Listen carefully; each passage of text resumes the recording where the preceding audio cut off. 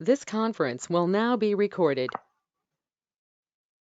अद्य बुधवासर अथवा सौम्यवासरः मार्गशीर्ष शुद्ध द्वितीया दिनांक 16 डिसेंबर 2020 चरक सूत्र स्थान अध्याय 28 विविध न्याय शंखं चक्रं जलौकां दधमृतघटं चारुदोर्भिश्चतुर्भिः सूक्ष्मस्वच्छातिरुद्यांशुकपरिविलसन् मौलिमं भोजनेत्रं कालाम्भोदोज्ज्वलाङ्गं कटितटविलसच्चारुपीताम्बराढ्यं वन्दे धन्वन्तरिं तं निखिलगतवनप्रौढदावाग्निलीनं ब्रह्मणो समारब्धा मात्रेयाद्येषु पूजिताम् अस्मदाचार्यपर्यन्तां वन्दे गुरुपरम्पराम् आयुर्वेदरतं वन्दे माधवाख्यं महागुरुम् आयुर्वेदामृतं सर्वं शिष्येभ्यो यः प्रदत्तवान् द्रष्टाज्ञानी दृष्टकर्मा कृतकर्मा तथैव च अध्यापको विश्वश्रेष्ठो महान् संशोधकस्तथा गुणैरेतैः समुदितैः यत्कार्यं कृतनोति सः समृद्ध्यर्थं हि कार्यस्य वयं नु प्रयतामहे सरस्वत्यै नमो यस्य प्रसादात् पुण्यकर्मभिः बुद्धिदर्पणसङ्क्रान्तं जगदध्यक्षं ईक्षते आत्रेयं प्रथमं वन्दे आयुर्वेदजगद्गुरुम् आयुर्वेदामृतं सर्वं गृहीत्वा हि सुरेश्वरात् अग्निवेशादिकेभ्यो यत्प्रेच्छत् मुनिसत्तमः प्रथमं तन्त्रकर्तारम् अग्निवेशं नमाम्यहम्।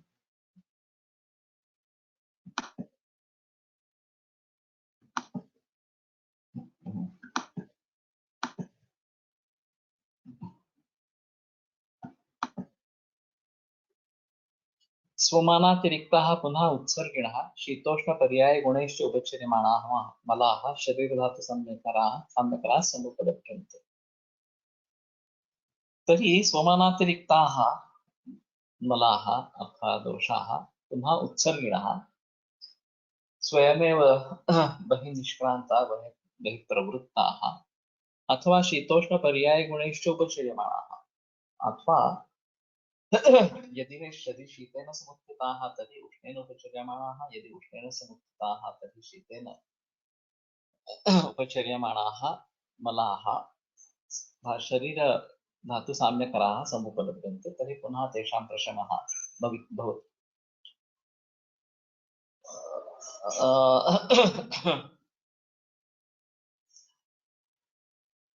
दोष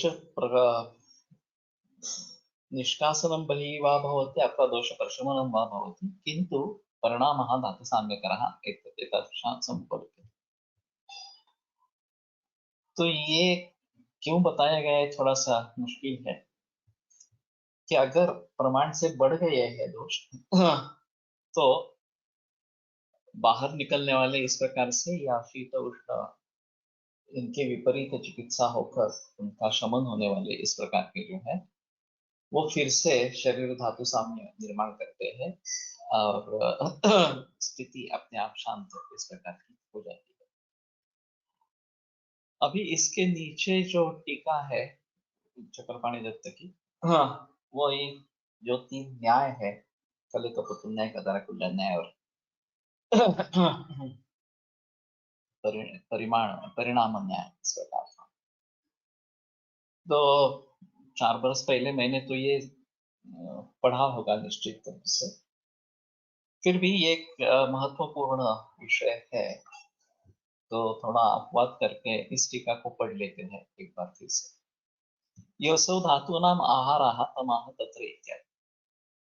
जो धातु का आहार है उसको आगे बढ़ाते हैं तत्र इत्यादि। तत्र इत्यादि आश्रितात् रसः किट्टञ्च अभिनिर्वर्तते इति अन्वयः। तो उस आहार से रस और पित्त ये दोनों निर्माण होते हैं। आहार प्रसादः इत्याख्या यस्य सः तथा प्रसादः सारः। तो आहार प्रसाद आहार का सार भाग इस प्रकार का जो है वो आहार प्रसाद इस प्रकार का है। किट्टम असार भागः किट्टादिति किट्टांशः तेन अन्नाद्यः क्लिष्टांशः ततो मूत्रपुरुषे भवता वायुश्च। तो अन्न से जो किट्टांश बनेगा, हाँ, उससे मूत्र, पुरुष और वायु ये निर्माण होते रहते हैं। वक्षति ही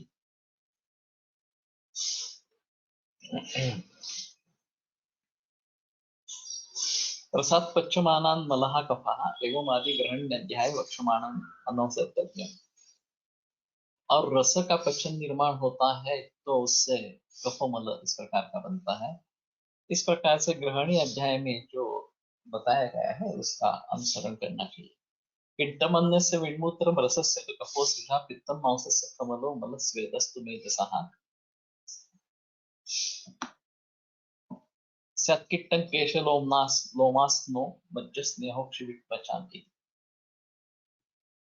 तो वाग्भट में इसका काफी संक्षेप इस प्रकार का किया है। तो अन्न का किट्ट विण और मूत्र इस प्रकार का है। रसस्य तो कफः असृजः, रसस्य तो कफः, रस का कफ है, असृजः पित्तम, रक्त का पित्त है, मांसस्य खमलः, मल स्वेदस्तु मेधसः, और मेधसः मलः स्वेदः, तो मेध का मल स्वेद इस प्रकार का है। सत् किट्टम केशलोमास्नो मज्जः, तो अस्नः केश और लोम ये किट्ट है अस्थि का। मज्जा स्नेहा अक्षिवित त्वचा, और मज्जा का जो मल है वो अक्षिवित और त्वक इनका स्नेह, ये मज्जा का मल है। आदि ग्रहणात अक्षि स्नेहादि ग्राह्य और फिर भी इसमें जो रह गए हैं वो आदि ग्रहण से अक्षि स्नेह वगैरह लेने हैं इस प्रकार से। यद्यपि च वातः अनशनात् उपलभ्यते तथापि वृक्षकिट्टादि भोजन मलांशात् अपि उत्पद्यते एव इति किट्टात् वातोत्पत्तिर्युक्तैव। तो अनशन से वात निर्माण होता है, तथापि वृक्षकिट्टादि भोजन मलांशात्, इस प्रकार के भोजन के मल से मल रूप अंश से उत्पद्यते एव, उससे भी वायु निर्माण होता है। यदि किट्टात् वातोत्पत्ति युक्ता है, तो किट्ट से वातोत्पत्ति योग्य इस प्रकार की है। न चायम नियमो यन मलादेव उत्पद्यते, केवल मल से ही निर्माण होता है ऐसा नहीं है। व्यायामात् अवगाह देहे अपि मातादि सद्भाव, व्यायाम और अवगाह, शीत जलावगाह इस प्रकार का सोचना पड़ेगा। इससे भी वातादि सद्भाव, वातक की निर्मिति होती है।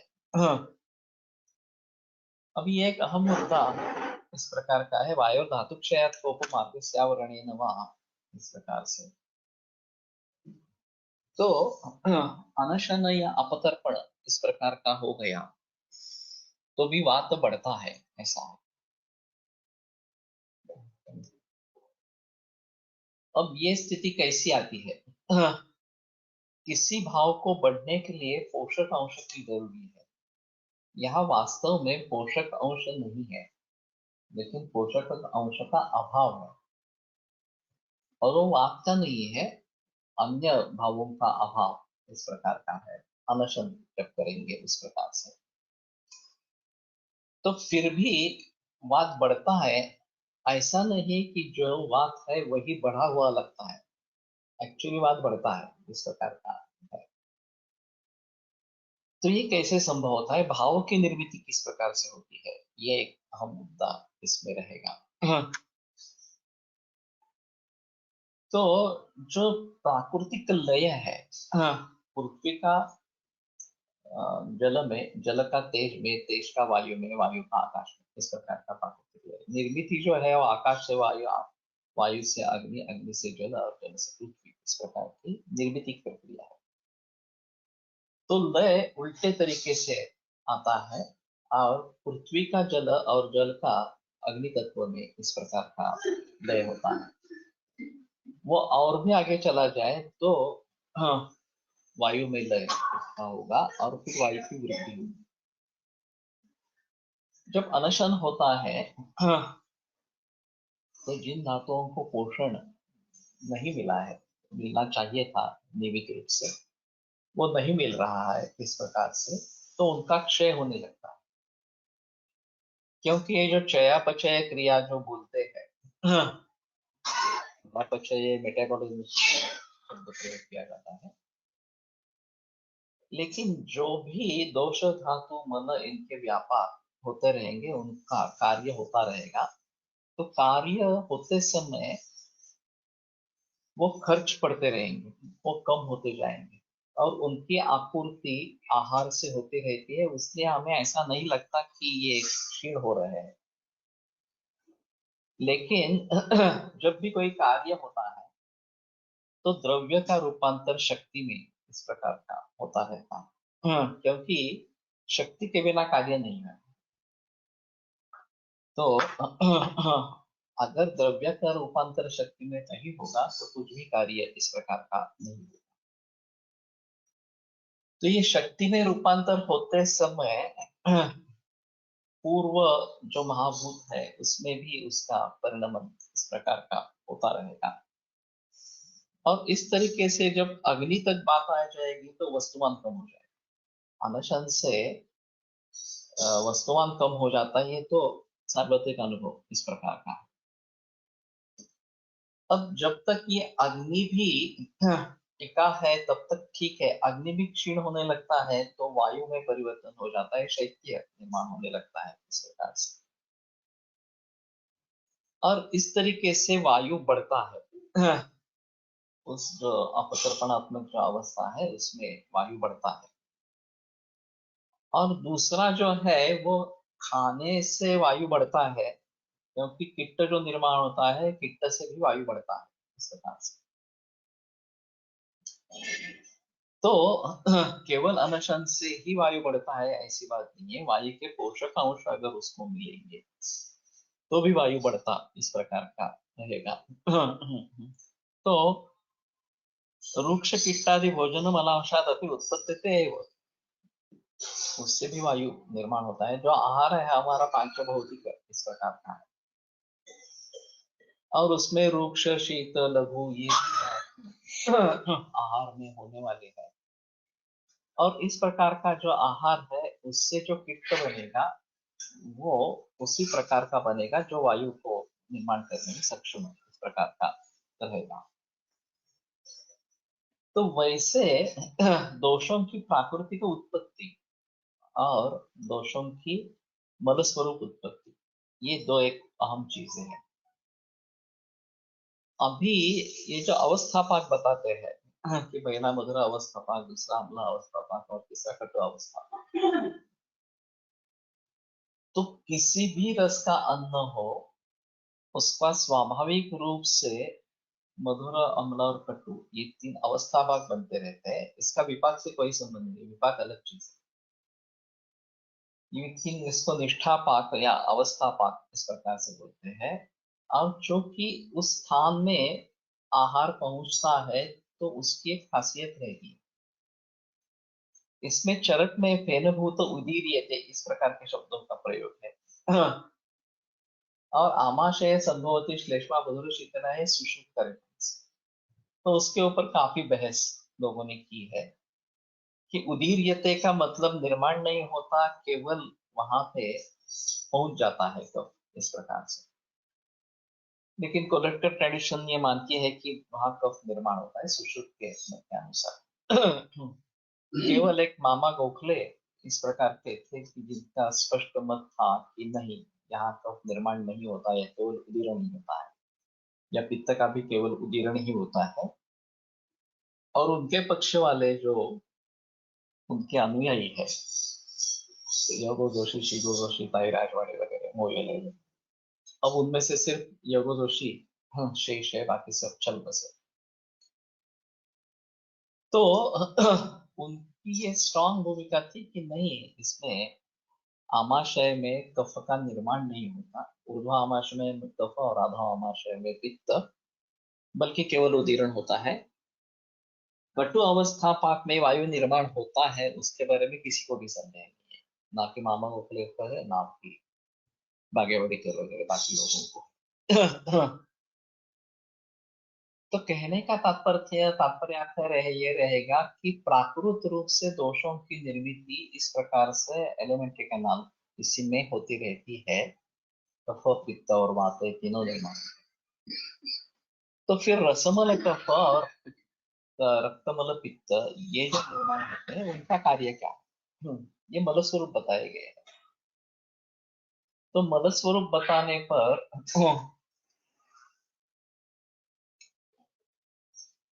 ये बाहर निकलने वाले इस प्रकार ये शरीर के धारण का कार्य नहीं करते। या जो अहम कर्म कफ पित्त और वात के बताए गए ये करने में ये सक्षम नहीं है, ऐसा भाग्यवडेकर, वेणुमाधव शास्त्री जोशी वगैरह सभी का मत था। तो मामा गोखले कहा करते थे कि जब तक अन्न का पूरा पचन ही नहीं हुआ तो उससे प्राकृतिक दोष कैसे बनेंगे। वात के बारे में संदेह नहीं है, अन्न पचन पूरा हो गया है तो वहां पे वात बनता है, उसमें संदेह नहीं। लेकिन कफ और पित्त के बारे में अभी इसका पूरा पचन ही नहीं हुआ है तो वो कैसे निर्माण होंगे, ऐसा उनका कहना था। लेकिन संभवती ये जो क्रियापद सुश्रुताचार्य ने वहां पे प्रयोग में लाया है उसके मुताबिक कह सकते हैं कि नहीं, वहां वो निर्माण होता है। आमाशय में कफ निर्माण होता है, अथवा आमाशय में पित्त निर्माण होता है, इस प्रकार से। तो खैर ये जो तीन दोष पूरे अन्नव स्रोतस, मूत्रव स्रोतस, पुरीवश पुरुषव स्रोतस वगैरह वगैरह, इसमें जो के उदकव स्रोतस, तो आहार रस निर्माण होना और कफ पित्त वात ये भी निर्माण होना, ये सभी प्रोसेस डाइजेस्टिव सिस्टम में, एलिमेंट्री कैनाल में होती रहती। अब रस का मल कफ और रक्त का मल पित्त ये धातु पोषण क्रम में भी निर्माण होते हैं और उस पित्त का कार्य पुरुष का रंजन यही है जो कामला में बताते हैं कि वो अगर अवरुद्ध हो जाता है तो पुरुष श्वेत इस प्रकार का हो जाता है। और कफ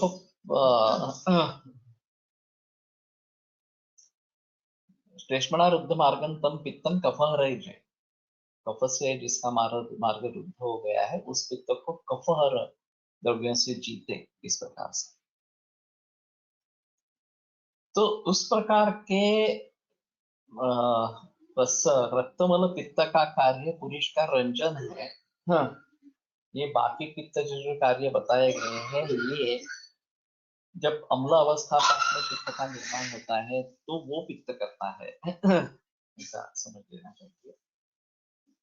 और उसी प्रकार से ये जो रसमल कफ है उसका कार्य स्निग्धता, मतलब जो बाहर निकलने वाले हैं उनमें स्निग्धता देना, ये उसका इस प्रकार का कार्य है।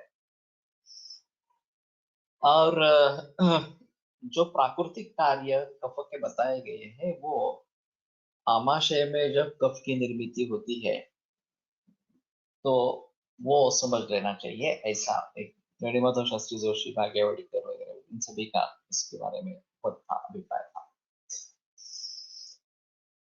अब ये जो बात शुरू होती है कि प्रजनन में प्रसपोष्यमाः पुष्यन्ति तुइत्या, या आहार से रस रक्तादि धातुओं का जो निर्माण होता है, पोषण होता है, वो किस तरीके से होता है इसके बारे में काफी बहस चक्रपाणि दत्त की टीका में आई है। ये मूल ग्रंथों में कहीं नहीं है। ये एक अजीब चीज है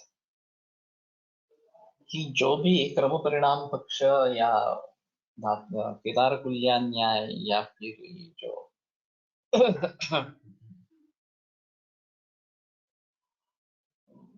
पक्षियों का न्याय जो है कले कपट न्याय, इस प्रकार का न्याय है, इसके बारे में मूल ग्रंथों में बहस नहीं है। लेकिन ज्यादा बहस जो है वो इसमें है। और शारीरिक क्रिया के दृष्टि से इसका काफी महत्व इस प्रकार का है। तो वो कैसे समझे, तो टीका पढ़ लेते हैं। पंचेंद्रिय द्रव्याणि पृथ्व्यादीनि घ्राणादि इंद्रिय कारण,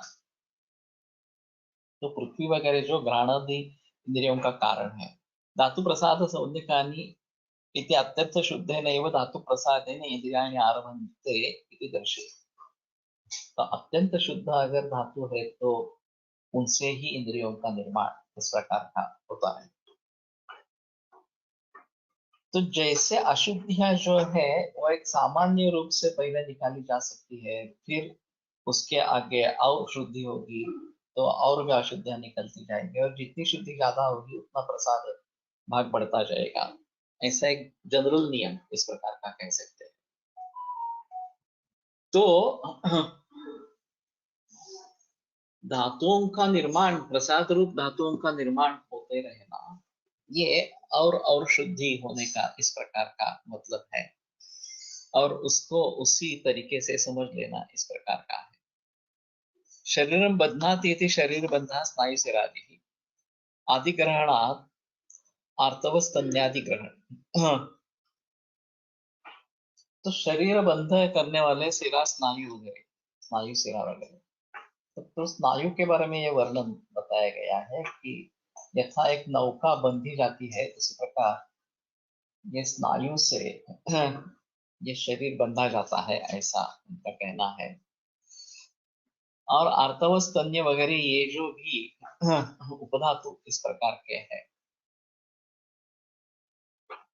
उनको भी इसमें समझ लेना इस प्रकार के टाइम। अत्र आहार रसात् रक्तादि पोषणे केचित् ब्रुवते यत् रसो रक्तरूपतया परिणमति रक्तञ्च मांसरूपतया। तो आहार और रस से रक्तादि जो पोषण होता है, रक्त वगैरह का जो पोषण होता है, उसमें कुछ लोग कहते हैं, ये थोड़ा सा अजीब है, कहीं ये टीकाकार जिनका कहना है उनका नाम देते हैं और कहीं केवल कुछ लोग बोलते हैं, इस प्रकार से बताते हैं। तो ये कहाँ से लिया गया ये समझना काफी मुश्किल इस प्रकार का हो जाता है।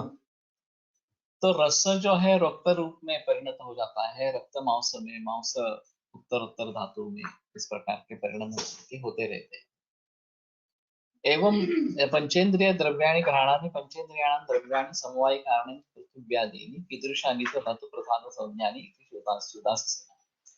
अत्र च रसाद् रक्तादि उत्पादने केचिदिदं वदन्ति यत् रसोऽग्निपच्यमानः सर्वात्मना रक्ततां याति। क्या अग्नि से पच्यमान इस प्रकार का जो रस है वो पूरा का पूरा रक्त में परिवर्तित हो जाता है। रक्तञ्च मांसतान् इत्यादि पूर्व धातु परिणामादेव उत्तरोत्तर धातु उत्पादः। यथा सर्वात्मना क्षीरात् दधि भवति दध्नो नवनीतं नवनीतात् घृतम् इत्येकः पक्षः। तो दूध से दही, दही से नवनीत और नवनीत से घृत। किंवा रस एव प्रथम रक्तम प्रथमम प्लावयति। रस जो है यह पहले रक्त का प्लावन करता है। तत्र रक्त स्थान संबंधात रक्त सादृश्यम रक्त व्यपदेशं च अनुभव। और रक्त स्थान के संबंध होने के कारण रक्त सदृश इस प्रकार का होता है और उसको रक्त कहा भी जाता है। रक्त व्यपदेशं च अनुभव। रक्तंच रक्त समानेन स्तोकेन अंशेन पोषयति। और रक्त समान अंश जो है उससे रक्त का पोषण प्रकार करता है। ततो रक्तम आप्लाव्य मांसम आप्लावयति। तो ये होने के बाद रक्त के बाद मांस का अपलावन इस प्रकार का करता है। तत्रापि मांस समानेन अंशेन मांस पोषणं करोति। उसमें जो मांस समान अंश है उससे मांस का पोषण इस प्रकार का करता है। मांस सादृश्यम मांस शब्दाभिधेयतां च अनुभवति। मांस के सदृश होने के कारण, सदृश होते हुए मांस शब्द भी उसको प्राप्त होता है। एवं उत्तरोत्तर धातु रसा एवं आप्लावयति। तो उत्तरोत्तर धातुओं पर रस ही अपलावन करता है, उनको पूरी तरीके से समा लेता है, यहाँ पर वहां तक पहुंच इस प्रकार का जाता है। यथा केदार निषिक्तं कुल्याजलं प्रत्यासन्नां केदारीं आप्लावयति इति द्वितीयः पक्षः। जैसे केदार यानी कि क्षेत्र, उसमें निषिक्त जो कुल्या जल, कुल्या यानी कि पाट, इसमें जो चैनल्स बनाए गए हैं, प्रत्यासन्नां केदारीं आप्लावयति, उसके नजदीक का जो खेती का भाग है उसका अपलावन करता है, वहां उसको भिगा देता है। और फिर उसके आगे चला जाता है, वहां का जो है उस क्षेत्र को भिगा देता है, फिर उसके आगे जाता है वगैरह। तो इसमें एक अहम बात यह है कि रस का रक्त में निर्माण, रक्त में परिवर्तन होना ये चीज नहीं है। रस रक्त तक पहुंचता है, कुछ अंश उसको दे देता है, उससे रक्त बनता है, फिर रस ही आगे चला जाता है, मांस का पोषण करता है, मांस बन जाता है, फिर उससे आगे चला जाता है। तो ये सब परिणमन करने वाला रस ही है। प्रसाद रक्तम ततो मांसम मांसान वेदस ततोस्तिच, ये जो सूत्र है, तो उसका अन्वय विभिन्न विभिन्न तरीके से हो सकता है। रसाद रक्तम, रस से रक्त, ये तो ठीक है, उसमें कोई प्रॉब्लम नहीं है। ततो मांसम, ततः का अर्थ क्या है? ततः का एक अर्थ हो सकता है कि उसके बाद में मांस बनता है, और ततः का दूसरा अर्थ होता है कि ततः यानी कि रक्त, रक्त से मांस बनता है, इस प्रकार से। तो ततः का ततोनंतर, उसके बाद में, इस प्रकार का अर्थ लेते हैं तो रस से ही रक्त बनने के बाद मांस बनता है, उसी से मांस बनने के बाद मेद बनता है। तो रस ही सभी धातुओं का पोषण करने वाला, इस प्रकार का, ऐसा वहां पे मान सकते हैं। और जो क्रम परिणाम पक्ष है, क्षीरा दधि दध्ना नवनीतम नवनीता घृतम, इस प्रकार के, वो पूरा का पूरा परिवर्तित हो जाता है रक्त में, फिर मांस में, फिर मेद में, वगैरह वगैरह, इस प्रकार से।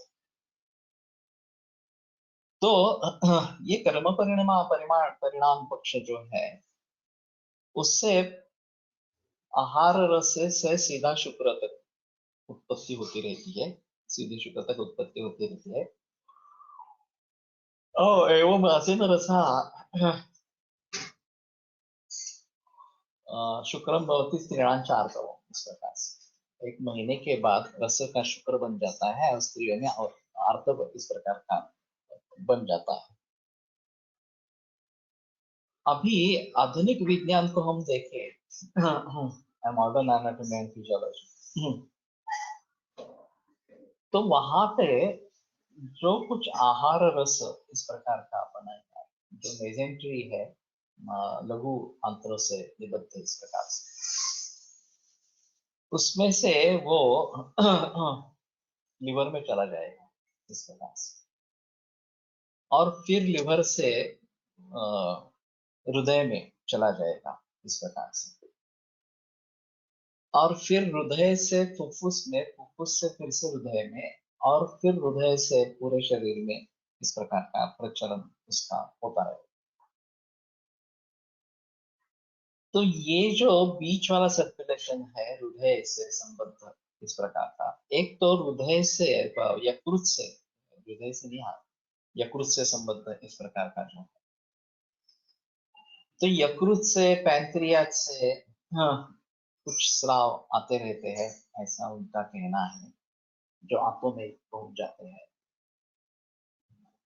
और ये जो आहार रस का चयन होगा, वो फिर से हृदय में भेजा जाएगा, हृदय से सॉरी, यकृत में भेजा जाएगा, और यकृत से हृदय में, इस प्रकार का भेजा जाएगा।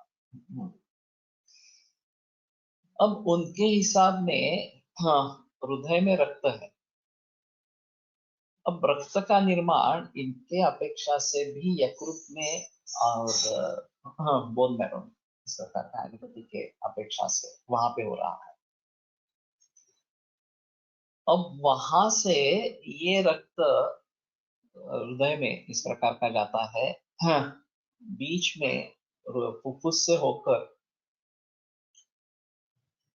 लेफ्ट एट्रियम, लेफ्ट वेंट्रिकल में आता है, और लेफ्ट वेंट्रिकल से फिर पूरे शरीर में फिर फेंका जाता है, इस प्रकार का वहां पे प्रचलन बताया गया। तो इसमें दो चीजें होती है, एक सर्कुलेटरी सिस्टम और रेस्पिरेटरी सिस्टम, इनका मिलाव इसमें है। और सर्कुलेटरी सिस्टम का मिलाप डाइजेस्टिव सिस्टम से। तो ये जो पोर्टल सर्कुलेशन इस प्रकार का बताया जाता है, ये एक अहम चीज है। पूरे शरीर का पोषण होने के लिए उनके पोषक अंश चाहिए, ये एक महत्वपूर्ण चीज इस प्रकार की रहेगी। और खास करके जो प्राणवायु, ऑक्सीजन, अभी मैं प्राणवायु यानी कि ऑक्सीजन इस प्रकार से ले रहा हूं, जो रेस्पिरेटरी सिस्टम में समाविष्ट हो रहा है वो हीमोग्लोबिन से जुड़ा जाता है। तो रक्त यकृत में जो निर्माण इस प्रकार का हो रहा है, आरबीसीज का निर्माण पर्टिकुलरली, और बोन मैरो में जो रक्त इस प्रकार का निर्माण है, उसका बोन मैरो का रेफरेंस हमारी ये यहाँ है और यकृत प्लीहा का रेफरेंस हमारी यहाँ भी है। तो यकृत और प्लीहा ये हमारे हिसाब में भी रक्त स्रोतस के मूल स्थान है, वहां की रक्त की निर्मिति है। और जो बोन मैरो में बनता है, मज्जा में जो खून बनता है, रक्त बनता है, उसके बारे में कैसे सोचे, ये एक अहम चीज इस प्रकार की है। और फिर यकृत से कोष्ठ में आना पित्त वगैरह का इस प्रकार का, और वास्तव में त्यक्त द्रवत्वम पाकादि कर्मणा नर शब्द, ऐसा आधुनिक वैद्य के अनुसार वहां पे स्राव होता है, सिक्रेशंस होते हैं, और हमारे हिसाब में सिक्रेशंस छोड़े जाते हैं। उनका जो द्रवत्व है पित्त का वो छोड़ा जाता है, और सिर्फ अग्नि तत्व रह जाता है जो पाचन की प्रक्रिया करता है। लेकिन जब ये सारकिट विभाजन इस प्रकार का होता है, आहार रस इस प्रकार का बनता है, तो वो कहां से कैसे जाता है हमारे हिसाब में, ये महत्वपूर्ण चीज है। वहां क्या हमारा जो वर्णन है सब खलु आप्य रसा यकृत प्लीहानो प्राप्य रागम, ये जो आप्य रस बना, आहार रस इस प्रकार का, ये यकृत और प्लीहा में जाकर उसको रक्त वर्ण प्राप्त हो जाता है। और फिर उसका सर्कुलेशन जो है वो नाभि से संबद्ध जो सिरा है वहां से हो रहा है। हमारे यहाँ सिर्फ रस, ये यकृत को प्राप्त करके उसको रक्तवर्ण हो जाता है, लेकिन रस ही सीधा हृदय में चला जाता है। अभी वो उसी का विक्षेपण होता रहता है, और वो फिर से वहां से यकृत में भी आ सकेगा, क्योंकि वो पूरे शरीर में जा रहा है इस प्रकार से। और उस समय भी ये पॉसिबल है कि रस का रक्त में इस प्रकार का निर्माण होते जाना इस प्रकार। यहाँ तक एनाटॉमिकली हम कुछ इसमें जोड़ सकते हैं, कुछ बातें सोच सकते हैं। रक्त से मांस बनना, मांस से मेद बनना वगैरह वगैरह जो चीजें है काफी मुश्किल है समझने की। तो स्नायुर्मूलम त्वच, ये मांसो स्रोतस का मूल स्थान इस प्रकार का बताया गया। कौन से स्नायु और कौन सी त्वक, ये एक अहम चीज इसमें रहेगी। मेद में चले जाएंगे तो वृक्को मूलम वपावहन इस प्रकार का बताया गया। ये वृक्क और वपावहन का रोल मेद धातु के निर्माण के लिए कैसा काम करता है। और फिर अस्थि इस प्रकार का है, और फिर मज्जा, और फिर शुक्र। तो काफी मुश्किल मामला है इन सभी बातों को समझना। और फिर रस से रक्त बनेगा, यहाँ तो समझ लेते हैं सीधा लघु अंतर से लेकर यकृत में चला जाएगा, आहार रस बन के, ये एक चीज हो सकती है। और वही आहार रस हृदय में चला जाएगा और व्यान धातु से विक्षेपित इस प्रकार का हो जाएगा। और यकृत प्लीहानो प्राप्य राग, ये इस प्रकार की स्थिति रहेगी। तो यकृत समन्तात कोष्ठंच तथांतराणि समाश्रिता उंडकस्थं विभजते मलं मलधारा कला। ये मलधारा कला के बारे में वर्णन है कि यकृत समन्तात कोष्ठंच तथा अंतराणि, इन सभी में वो व्याप्त, इस प्रकार की सभी को व्याप्त करने वाली है। और उंडकस्थ मल का विभाजन इस प्रकार की करती है। तो यकृत प्लीहा समन्तात कोष्ठ आंत्र ये सब क्या करने वाले हैं? तो ये सब पचन में हिस्सा लेने वाले, सारपित्त विभोजन करने वाले, और जो पित्त बना है उससे भी मल को सेपरेट करने वाले, इस प्रकार के बताए गए हैं। लेकिन इसका रेफरेंस डायरेक्टली नहीं है कि आहार रस बना और वो उससे रस धातु बना। ये पहले जो है आहार रस से रस धातु बनेगा, ये चीज है। और सखलो आप्य रसा यकृत प्लेहानो प्राप्य रागमोपैति, तो संभवतः ये पोर्टल सर्कुलेशन को बाईपास करके रस सीधा हृदय में चला जाएगा, फिर यकृत प्लीहा तक आएगा, फिर रक्त बनेगा, फिर आगे उससे मांस कैसे बनता है, मांस व स्रोतस में कैसे वो घुसता है, और फिर मेद, फिर अस्थि, फिर मज्जा, ये सभी बातें समझने में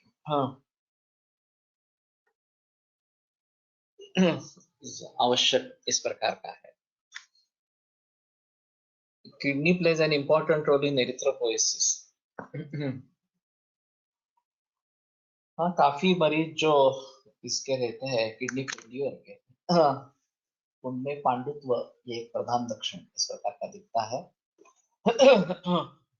और इसके इंजेक्शन, एरिथ्रोपोएटिन की इंजेक्शन देते हैं तो ये सुधर जाता है, ऐसा। अभी अण्वस्तिषु सरक्तम मेद उच्यते, स्थूलास्तिषु विशेषेण मज्जा। अण्वस्थि जो है उसमें सरक्त मेद इस प्रकार का है, और ये शायद हमारे हिसाब में किडनी फेलियर के हिसाब से कुछ जुड़ने वाला नाता इस प्रकार का है कि मेद का स्रोत, मेदो स्रोतस का मूल स्थान वृक्क इस प्रकार का है। और वो मेद के निर्माण होते समय उसमें अण्वस्थि से रिलेटेड रक्त को भी बनाते हैं। तो जब हम पांडुता की बात करते हैं तो उसमें रस, रक्त, मांस का कुछ हद तक रहेगा, मेद, मज्जा, इन सभी धातुओं का उसमें जिक्र करना पड़ेगा, न केवल रक्त धातु का जिक्र करना पड़ेगा। और कहीं किडनी फेलियर के मरीजों का निदान पांडु होता है, उसमें मांसदुष्य भी होता है, किडनीकोद्वेष्टन लक्षण दिखता है, और फिर कौटिल्य शिलाजित जैसी दवा काम करती है। उसी प्रकार से ये मेद के बारे में थोड़ा सोचना इस प्रकार का पड़ेगा। और एरिथ्रोपोएसिस देने, एरिथ्रोपोएटिक इंजेक्शन देने से जिनमें लाभ होता है उनके बारे में हम शायद मेद धातु के बारे में सोचेंगे, और अण्वस्थि के बारे में सोचेंगे कि अण्वस्थिषु सरक्तम मेदः और स्थूलास्तिषु विशेषेण मज्जा, इस प्रकार से जो बताया गया है। और फिर बोन मैरो में रक्त का निर्माण, ये एक आधुनिक वैद्यक में काफी प्रचलन है, विशेषतः ये जो ल्यूकेमियाज है इसमें एक इसका अहम रोल बोन मैरो का इस प्रकार का होता है। और फिर ब्लास्ट सेल्स निर्माण होना वगैरह वगैरह, उसमें ये एक अलग चीज इस प्रकार की होती है। तो इसमें बहस करने लायक काफी बातें इस प्रकार की है, और वास्तव में इसके बारे में कोई सिखाता ही नहीं। फर्स्ट ईयर में जब शारीरिक क्रिया ये विषय होता है तो मॉडर्न फिजियोलॉजी लोग पढ़ लेते हैं अपने आप, आयुर्वेद के बारे में दोष धातु मनोविज्ञान पढ़ लेना इस प्रकार के है, लेकिन सिर्फ पढ़ लेना इस प्रकार से है। वैसे भावी साठे की किताब काफी अच्छी है कि उन्होंने जो कुछ विचार उसमें रखे हैं। सी द्वारकानाथ करके एलोपैथी के डॉक्टर होके गए। उन्होंने आयुर्वेद में काफी संशोधन किया था और उनकी किताबें भी अच्छी है। अभी मालूम नहीं वो सी द्वारकानाथ की किताबें मिलती है या नहीं मिलती।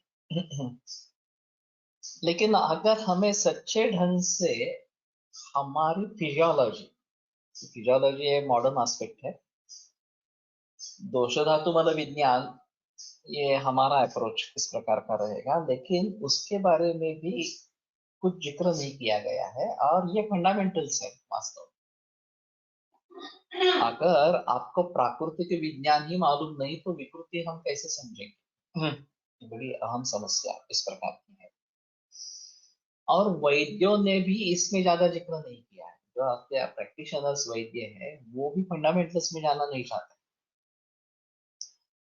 किसी न किसी तरीके से कुछ डायग्नोसिस हो जाए, उसके लिए कुछ दवा मिल जाए, बस दवा दे दे और रिजल्ट्स मिल जाए, बस बाकी कुछ नहीं थे। तो मैं समझता हूँ जब तक आप तत्व ज्ञान नहीं समझेंगे आयुर्वेद का, हाँ, तब तक आप आगे नहीं बढ़ सकते हैं। हाँ, एकदा सुश्रुत शारीरचे वाचन पण माधव निदान नंतर सुरू करावे अशी विनंती। मैं एक बार पढ़ चुका हूँ। हाँ, वैसे सुश्रुत हमने पूरा पढ़ लिया था, उसके बाद में भी मैंने एक बार सुश्रुत शारीर दिया था। ठीक है, फिर भी उसके बारे में थोड़ा सोच सकते हैं। ये हमारा शरीर किस प्रकार का है ये हमें समझ में आना। तो एक बात ऐसी दिखती है कि हमारे यहाँ रेस्पिरेटरी सिस्टम, श्वसन के बारे में ज्यादा जानकारी है ही नहीं, एक सबसे अहम चीज है, जितना कि उसका वर्णन मॉडर्न मेडिसिन में आता है।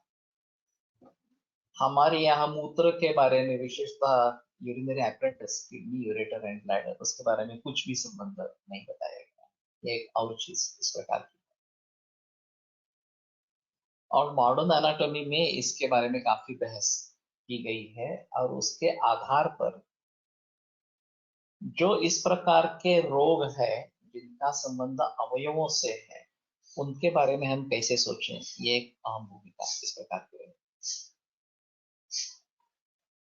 तो किडनी का कैंसर है, किडनी का टीबी है या किडनी का और कुछ इस प्रकार का रोग है, तो उसके बारे में हम कैसे सोचेंगे, ये एक अहम चीज इस प्रकार। ये सभी ब्रेन ट्यूमर है, लंग का कुछ है और कुछ है वगैरह वगैरह, सभी के बारे में जहाँ अवयवों से संबंध है वहां अवयवों के बारे में सिस्टम के जरिए कन्वेंशनल मेडिसिन में काफी हद तक खोज की है। माइक्रोस्कोप का बहुत ज्यादा पैमाने पर प्रयोग किया गया है और ये फोकस्ड अप्रोच इस प्रकार का है। तो उसमें से पूरी चीज को ध्यान में नहीं रखा जाता। अब भी जब हम सर्कुलेटरी सिस्टम सीखते हैं तो सिर्फ सर्कुलेटरी देखते हैं, जब रेस्पिरेटरी सीखते हैं तो सिर्फ रेस्पिरेटरी। हार्ट लंग मशीन की खोज हुई और कार्डियक सर्जरी पॉसिबल हो गई आगे उसके। तो ये दोनों काम जो है, लंग का काम, हार्ट का काम, ये दोनों काम शरीर से निकाल कर बाहर यंत्र में रख देते हैं, इसके द्वारा चलाया जाता है और सर्जरी होने के बाद फिर से वो शरीर को सौंपा जाता है। तो ये काफी बड़ी खोज है, हार्ट लंग मशीन ये जो है काफी बड़ी खोज इस प्रकार की। तो इसमें मैं समझता हूँ प्राण, उदक और अन्न, ये तीन स्रोत बताए। उदक और अन्न ये तो हमें मालूम है कि उसके बगैर हम जी नहीं सकते, लेकिन उससे भी अहम है प्राण। जो वायु हम बाहर से लेते रहते हैं और उसका परिणमन करते रहते हैं, उसकी भी एक अहम खासियत है। अब जब कार्डियोवैस्कुलर सिस्टम कहते हैं, हाँ, तो उसमें सिर्फ हार्ट का और उसके सर्कुलेशन का संबंध आता है। जब हम रेस्पिरेटरी सिस्टम कहते हैं तो सिर्फ रेस्पिरेशन का संबंध रहता है। लेकिन ये जो उन दोनों में रिलेशनशिप है कि जो भी खून आएगा वो राइट एट्रियम में आएगा, राइट वेंट्रिकल में चला जाएगा, राइट वेंट्रिकल से लंग्स में चला जाएगा, लंग्स में फिर लेफ्ट एट्रियम में आएगा, फिर लेफ्ट वेंट्रिकल में जाएगा और फिर पूरे शरीर में जाएगा। तो ये ऑक्सीजनेशन की जो बात है टिश्यू रेस्पिरेशन के लिए जो आवश्यक इस प्रकार की है, और जो पोषण वहां पे मिलने वाला है धातुओं को, वो इनके हिसाब से ये पोर्टल सर्कुलेशन के द्वारा आता रहता है। जो पार्थिवादी अंश वगैरह जो है वो पोर्टल सर्कुलेशन के द्वारा आते रहते हैं, और ऑक्सीजन जो है वो फुफ्फुस से आता रहता है, और ये दोनों मिला के पूरे शरीर में फैल जाते हैं। और जो भी शारीर भाव है, अवयव है, या जो भी अन्य भाव शरीर में है, इन सभी का ये बाहरी वायु और जो खाना और पीना, प्राण अन्न स्रोतस और उदक स्रोतस, उसके जरिए पोषण होता है। तो यहाँ एक सिंक्रोनाइजेशन है। प्राण स्रोतस, उदक स्रोतस और अन्न स्रोतस, इनका सिंक्रोनाइजेशन इस रेस्पिरेटरी प्लस इस प्रकार की कार्डियोवास्कुलर सिस्टम इसमें है। ये हम मॉडर्न की दृष्टि से सोच सकते हैं कि इस प्रकार से ये होता रहता है। अब आयुर्वेद में जब हम प्राण, उदक और अन्न स्रोतस की बात करेंगे, तो इन सभी में क्या तालमेल है? अन्नमय स्रोतस और उदकमय स्रोतस ये तो हम समझ लेते हैं, क्योंकि वो पूरा डाइजेस्टिव सिस्टम जो है, एलिमेंट्री कैनाल है, उसमें ये दोनों आते रहते हैं। दोनों के अलग अलग स्रोतस इस प्रकार के, अन्नमय स्रोतस अलग है, उदकमय स्रोतस अलग है, और उनके जो प्रोडक्ट्स बनेंगे उसके जरिए जो परिणमन होकर आहार रस बनेगा, जल उसी में समा जाता है या क्या होता है, ये एक और अलग चीज है। सार्किक विभाजन हो जाने पर जो पानी हम ले रहे हैं वो कैसे कहाँ पे क्या जाता है इस प्रकार से। और उसका जो पित्त भाग बनेगा, उससे मूत्र हम बनेगा, वो सीधा हमारे समय पर पक्ष ऐसे ही यूरिनरी ब्लैडर में चला जाता है, बस्से में चला जाता है, वहां से पानी निष्कासित होता है। और स्वेद उससे बनेगा, और फिर ये मेदोह स्रोत से उसका कुछ संबंध इस प्रकार से आ जाएगा, और उसका नाता फिर ब्लैडर से जोड़ा जा सकता है प्रमेह जैसी व्याधि, जो हमारे यहाँ मूत्रत्वेन परिणमयति, और उस मूत्र का जो क्लेद है वो बाहर निकालने के लिए मूत्र के द्वारा उसको बाहर निकाला जाता है, ऐसा बताते हैं। तो धातुगत क्लेद स्वेद सीधा ही बाहर जा सकता है, या जो मूत्र मार्ग से बाहर निकलवाना है वो ब्लैडर के जरिए बाहर निकलवा जा सकता है। अब रही बात प्राणव स्रोतस की, कि जो वायु लेते हैं उसका एक अहम सर्कुलेशन शरीर में है। तो हमारे हिसाब में जब हम पूरी सांस लेते हैं, अंतःकुंभक करते हैं, तो ये वायु शरीर में रिलीज इस प्रकार का हो जाता है, और जब बहिकुंभक करते हैं तो शरीर से पूरा वायु फिर से फुफ्फुस में आ जाता है, और अगले बहिर्निश्वास में उसको बाहर फेंका जाता है। अब मॉडर्न में इस प्रकार की संकल्पना नहीं है। जो वायु आता है अल्वेओला के अंदर आता है, और फिर वहां पे ये कैपिलरी नेटवर्क है, और जो अशुद्ध रक्त वहां पे आता है वो उसमें से कार्बन डाइऑक्साइड फेफड़ों में रिलीज किया जाता है, और ऑक्सीजन जो है वो हीमोग्लोबिन में लिया जाता है, ऑक्सी हीमोग्लोबिन बनता है, और फिर वो हृदय में आके पूरे शरीर में चला जाता है। उसच रक्त शुद्धीकरण करतात, असं वगैरे आहे का? हाँ, रक्ताचं शुद्धीकरणाचं काम तर खूपच करतात, केलेलं आहे का? नाही आहे ना, वर्णन नाही आहे। तद विशुद्धम हि रुधिरम बलवर्ण सुखायुषा इदत्ति प्राणिनं प्राणः, किमितं हि अनुवर्तते। तो प्राण रक्त का अनुगमन करता है, इस प्रकार का तो वर्णन है, उसमें संदेह नहीं। तो मेरी जो संकल्पना है कि यकृत प्लीहा ये रक्त व स्रोत के मूल स्थान है, नाभि और उससे संबद्ध सिरा ये रक्त का एक स्थान इस प्रकार का है, और फुफ्फुस में जो हवा भरी जाती है अंतकुंभक के जरिए वो पूरे शरीर में फैल सकती है, और ये नाभि के नजदीक ये जो सिरा का जालक इस प्रकार का है, वहां पे ये रक्त और वायु इनका कुछ मिलाप होता होगा, और वायु रक्त का अनुगमन करता हुआ होगा, ऐसा मेरा एक मानना इस प्रकार का है।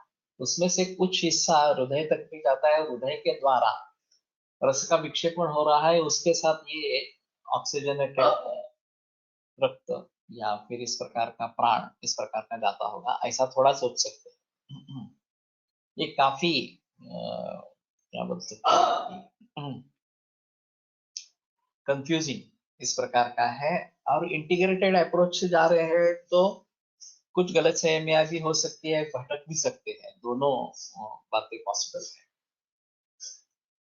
लेकिन केवल आयुर्वेद के सूत्रों को लेकर ये काफी मुश्किल मामला है, इस प्रकार का पिक्चर सामने खड़ा करना।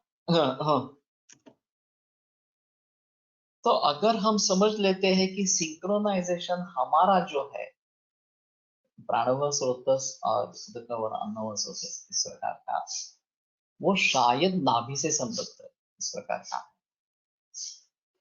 तो जो आहार रस इस प्रकार का बनता है और वो विक्षेपित हो जाता है हृदय के द्वारा, और फिर वो यकृत यहाँ की तरफ जाता है और उसको राग प्राप्त हो जाता है, रक्त उसका बनता है, और ये जो वायु है वो भी उस प्रकार से जो रक्त बनने वाला है या बन चुका है उसका अनुगमन इस प्रकार का कहता रहता है। लेकिन फिर भी हमारे हिसाब में रक्त शरीर में घूमता नहीं है, घूमता तो रस ही है, तो उसका कुछ अंश इस प्रकार से रस में आ जाता है, और वो शरीर का पोषण इस प्रकार का करता रहेगा, और इसके साथ में ये प्राण का भी होना जरूरी है, तो बल वर्ण सुख आयुष इनकी प्राप्ति इसके जरिए हो जाएगी। तो एलोपैथी में ये सिंक्रोनाइजेशन इजीली अवेलेबल है एनाटॉमी के बेस पर, लेकिन मुझे पता नहीं है किसी ने इसके बारे में इस प्रकार के सोचा है, और उसके बारे में काफी बहस इस प्रकार की है। अगर ये हम भली भांति समझ पाते हैं तो योग के द्वारा जब प्राणायाम करते हैं तो प्राणायाम का असर किस प्रकार से होता है उसके बारे में ज्यादा हम जानकारी दे पाए। एक पूरी लाइफस्टाइल अच्छी बननी है, समय पे खाना खाना है, समय पर उसका पचन होना जरूरी है, समय पे बल जो है वो निकल जाना चाहिए वगैरह, और उसी के साथ प्राणायाम के जरिए ये वायु तत्व को भी हम शरीर में पहुंचा देंगे। और जब एक लाइफस्टाइल और ये प्राणायाम इनका सिंक्रोनाइजेशन अच्छा हो जाएगा तो बलवर्ण सुख आयुष की प्राप्ति होगी। अभी ज्यादा बहस हुई है योग के बारे में, वो आधुनिक विज्ञान के आधार पर ही हुई है, मॉडर्न एनाटॉमी एंड फिजियोलॉजी की सहायता लेकर उसके बारे में ज्यादा बताया गया है। लेकिन ये जो मैं सिंक्रोनाइज्ड अप्रोच बता रहा हूँ वो तो कहीं नहीं है इस प्रकार का। रेस्पिरेटरी सिस्टम और कार्डियोवैस्कुलर सिस्टम इसके बारे में जो सिंक्रोनाइजेशन मॉडर्न एनाटॉमी फिजियोलॉजी के अनुसार करते हैं, एक तो शरीर के पोषण के लिए क्या चाहिए, ये एक अहम चीज इस प्रकार की है। अब जितने भी माइक्रो न्यूट्रिएंट्स वगैरह वगैरह होंगे, जितने भी शारीर भाव होंगे, वो एक तो हमें अन्न से, पानी से या फिर हवा से इस प्रकार के आने चाहिए। अब जब वायुभक्षी योगियों की बात करते हैं तो उनको तो पोषण केवल उस वायु से ही मिलता रहता है, ऐसा है। तो बेयर मिनिमम रिक्वायरमेंट क्या है शरीर, ये एक बात थोड़ा सा सोचना पड़ेगा। और ये जो सिंक्रोनाइजेशन मैंने अभी बताया कि रेस्पिरेटरी सिस्टम और कार्डियोवैस्कुलर सिस्टम और हमारे हिसाब में उसमें डाइजेस्टिव सिस्टम ये भी है, इन तीनों का अगर सिंक्रोनाइजेशन अच्छा है तभी स्वास्थ्य बना रहेगा, और इसमें गड़बड़ी हो जाएगी तो रोग निर्मित होती रहेगी। और उसको मूल रूप से सुधरने के लिए ये इन तीनों बातों पर ध्यान देना जरूरी इस प्रकार का है। तो महास्रोतस्का मूलस्का हृदय मूलम, इस प्रकार का जो महास्रोत अन्नव स्रोतस् हृदय मूलम महास्रोतश्च, ये भी काफी दिक्कत वाली बात है, ये हृदय कहाँ से आया अन्नव स्रोतस् मूलस्थान में, इस प्रकार से। तो इन सभी के बारे में गहराई में जाकर थोड़ा सोचना पड़ेगा, और हमारे हिसाब में ये कैसे हो रहा है इसके बारे में थोड़ा देखना पड़ेगा। तो आयुर्वेद में दोषधातु मल विज्ञान के बारे में एक अच्छी किताब होनी जरूरी है। मैं जिस प्रकार से अभी विचार कर रहा हूँ उस प्रकार से किसी ने विचार किया है ऐसा मुझे नहीं लगता है। वैसे संगम वर्तक की एक किताब इसके बारे में है, फिजियोलॉजी में, जब मैं पढ़ा करता था उस समय में, वो आयुर्वेद के हिसाब से अच्छी है, लेकिन फिर भी रीडिंग बिटवीन द लाइंस कुछ भी नहीं है, जो भी ग्रंथों में जानकारी है वो भी। भावी साठे की किताब कुछ हद तक कुछ नए परिणाम परिमाण देने वाली इस प्रकार की है। रसरक्त परिभ्रमण असा एकत्र उल्लेख पण असतो, लेकिन ये अभी अभी अभी के लोगों का है, ग्रंथों में नहीं है इसके बारे में। ग्रंथों से ये अर्थ निकाल सकते हैं क्योंकि रस घूम रहा है, और जो नाभि के जो सिरा जाल है तो उसके द्वारा दो सिरा हृदय की तरफ जाती है ऐसा निर्देश है, तो उसमें से रक्त भी उसमें मिलता होगा ये हम बता सकते हैं, लेकिन सीधा निर्देश इस प्रकार का नहीं है। रस रक्त परिभ्रमण होता रहता है, इस प्रकार का सीधा निर्देश। अब बात ये है कि खले कपोत न्याय से लेकर जो भी इसमें माइक्रोन्यूट्रिएंट्स होंगे, जो भी पोषक अंश होते रहेंगे, वो आधुनिक विज्ञान में जैसे वहां वहां पे पहुंचेंगे तो जो अवयव जो भाग वहां पे होगा उसको जो चाहिए वो उसमें से चुन लेगा, या माइक्रोन्यूट्रिएंट उसकी तरफ पहुंच जाएगा। और ये वो बता रहे हैं कि रक्त से जरिए हो रहा है, हम बता सकते हैं कि रस के जरिए हो रहा है। और इन्हीं का सर्कुलेशन हम ज्यादा से ज्यादा एनाटॉमिकली देख सकते हैं। मांसोः स्रोतस्, मेदोः स्रोतस्, अस्थिवः स्रोतस्, मज्जः स्रोतस् और शुक्रवः स्रोतस्। लेकिन शुक्रवः स्रोतस् में जो अवयव बताए गए हैं वो अवयव, और शुक्रधारा कला सर्व शरीर व्यापिनी जो बताई गई है उसके बारे में कैसे बहस करेंगे, एक बड़ी अजीब चीज इस प्रकार की रहेगी। तो आज यहीं पे रुकते हैं, कल माधव मैदान से शुरू करेंगे, लेकिन ये सिलसिला अगले सोमवार से फिर से चालू रहेगा चरक के बारे में इस प्रकार से। और मेरा अभी का मकसद जो है वो भली भांति आयुर्वेद के तत्व ज्ञान को समझना, और फिर उसकी प्रैक्टिकल यूटिलिटी किस प्रकार से है ये समझना, चाहे इसमें केवल आयुर्वेद का दृष्टिकोण हो, इंटीग्रेटेड दृष्टिकोण हो, लेकिन स्वास्थ्य कैसे बना रहता है और स्वास्थ्य कैसे बिगड़ जाता है उसको ठीक कैसे करना है, ये हमारे लिए अहम इस प्रकार की चीज है।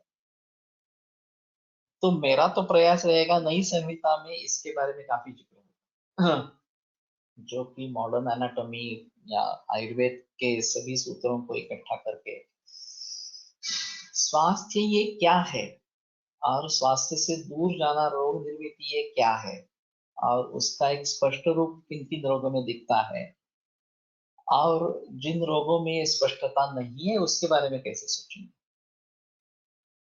तो मैं समझता हूँ ये काफी मुश्किल इस प्रकार का काम है। फिर भी हम कोशिश करते रहेंगे और भगवान से प्रेरणा मिलती रहेगी, इसमें कोई संदेह इस प्रकार का नहीं है। तो आज यहीं पे रुकते हैं, कल माधव दिनांक को आगे बढ़ाएंगे।